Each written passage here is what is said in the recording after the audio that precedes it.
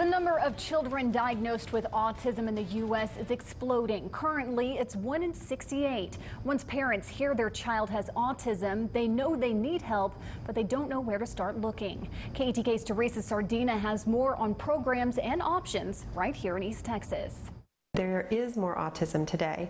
People ask, is it just because we recognize autism and it's diagnosed more effectively, and is that why we see more autism?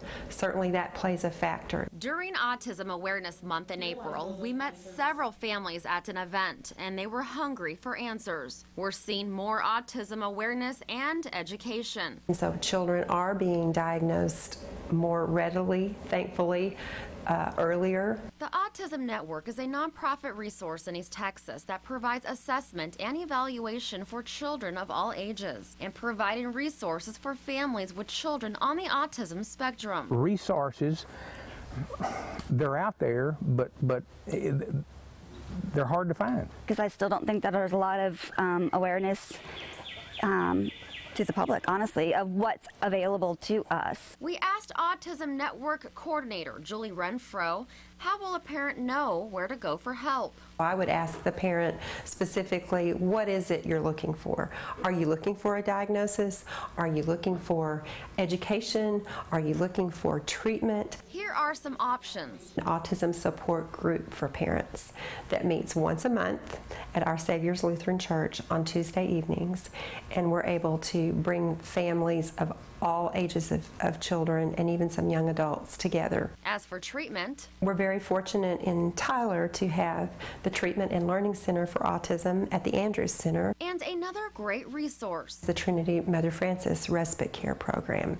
So when parents call me and they say, I need a break and I don't have anybody to help me with my child, I can refer them to Stephanie Hacker at Trinity Mother Francis. Renfro says families need respites, rest, and retreats. The statement, autism awareness, is one thing, because I think everyone has heard of autism, but really doesn't understand what the families go through and the children. Which is why families visit Elijah's retreat at Divine's Acres Ranch in Jacksonville.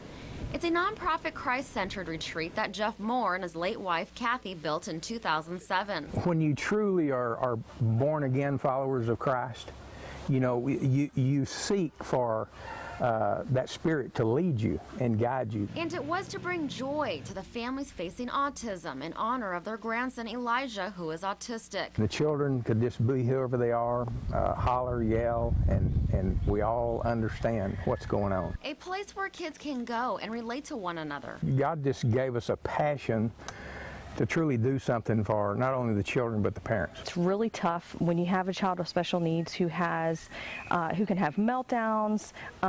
Some of our kids will bang their heads, and just a lot of behavioral things that go along with autism. Parents tell us they bring their kids to the retreat because the animals are a form of therapy. What does it feel like to be close to the animals?